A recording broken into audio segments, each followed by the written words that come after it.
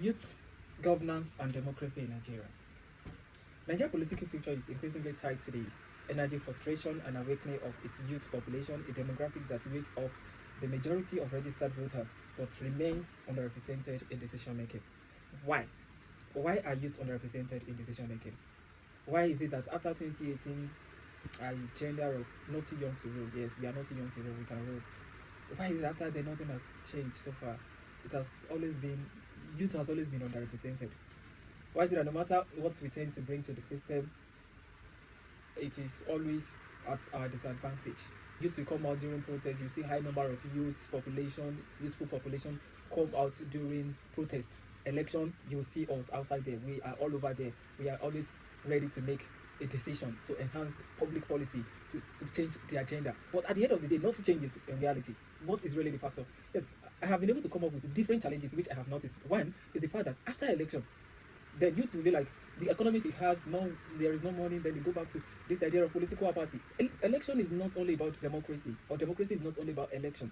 For us to be able to strategically get what we really want, we need to be part of the process of decision making. And one thing that really stands out for Nigeria youth is that after election, people go back to how it used to be. No matter what happened, no matter the frustration, no matter the anger, all we are only revolve around the social media. At the end of the day, the story continues, nothing changes. That's number one point.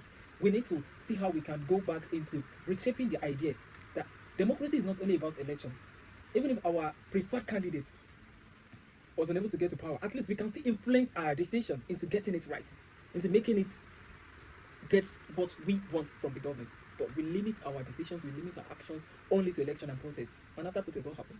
I think we need to think about that deeply. Other factor is we can't really change government when what we are only after is presidency, the presidential power. Most youth, they are only after presidential. Who is that person that is in government? Who is that person that is the president? What about the local government areas? What about the state government?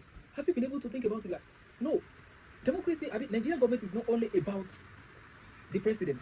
It is not only about presidency. What about the state government? What about the local government? I feel there is a need for youth to see how they can go into that grassroots area and capture that power. Once we can start from the grassroots area, we can be able to come up with a way to change governance. Capture the grassroots, then we can easily come up to the presidency. But that aspect of the government or of governance have not been captured. So there is no a way we can get to achieve what we want. That is a yardstick, which we really need to work on. Other part is identity politics.